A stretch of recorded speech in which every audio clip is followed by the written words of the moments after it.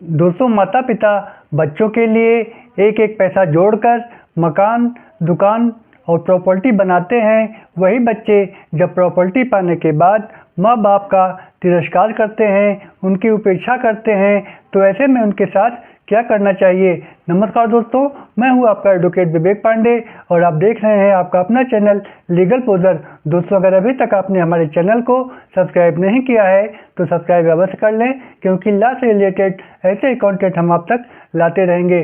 दोस्तों, हाल में ही माननीय सुप्रीम कोर्ट ने अपना फैसला देते हुए कहा कि देखभाल न करने और बुजुर्ग माता पिता की उपेक्षा करने पर वे बच्चों को उपहार में दी गई प्रॉपर्टी की गिफ्ट डीड कैंसिल करवा सकते हैं, उन्हें संपत्ति से बेदखल कर सकते हैं। माननीय सुप्रीम कोर्ट ने एक ऐसे ही मामले में मां की याचिका पर बेटे को उपहार में दी गई संपत्ति की गिफ्ट डीड रद्द कर दी। कोर्ट ने गिफ्ट डीड रद्द करते हुए मां को संपत्ति पर कब्जा देने का भी आदेश दे दिया। दोस्तों, सीनियर सिटीजन एक्ट 2007 एक लाभकारी कानून है और इस कानून के तहत स्थापित ट्रिब्यूनल वरिष्ठ नागरिकों के संरक्षण के लिए जरूरी होने पर बेदखली का आदेश भी दे सकती है। दोस्तों, न्यायमूर्ति रवि कुमार और न्यायमूर्ति संजय करोल की पीठ ने जनवरी 2025 के दिए गए फैसले में वरिष्ठ नागरिक कानून की धारा 23 की व्याख्या करते हुए कहा कि कुछ मामलों में हमारे देश के बुजुर्गों की देखभाल नहीं होती। ऐसे में ये चीज सीधे तौर पर कानून के उद्देश्य से जुड़ी हुई है।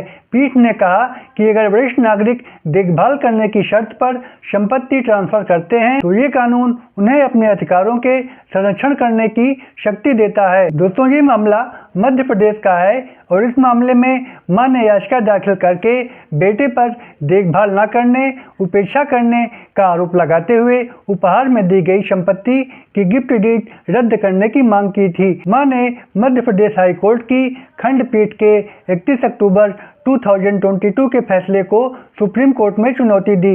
मां का कहना था कि उसने देखभाल करने की शर्त पर बेटे को संपत्ति उपहार में दी थी, लेकिन बेटे ने उनकी देखभाल नहीं की बल्कि उन पर हाथ उठाया, उन पर हमला किया।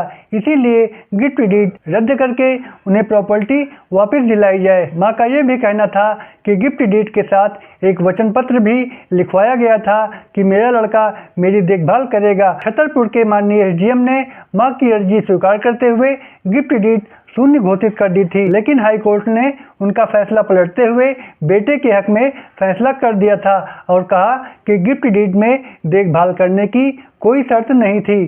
खंडपीठ ने वचन पत्र को नहीं माना था, लेकिन सुप्रीम कोर्ट ने कई पूर्व फैसलों में वरिष्ठ नागरिक कानून के उद्देश्यों और प्राविधानों की व्याख्या का उल्लेख करते हुए हाई कोर्ट की खंडपीठ के आदेश को गलत ठहराते हुए खारिज कर दिया और गिफ्ट डीड कैंसिल करते हुए बेटे को मां को सारी प्रॉपर्टी वापस सौंपने का आदेश दे दिया।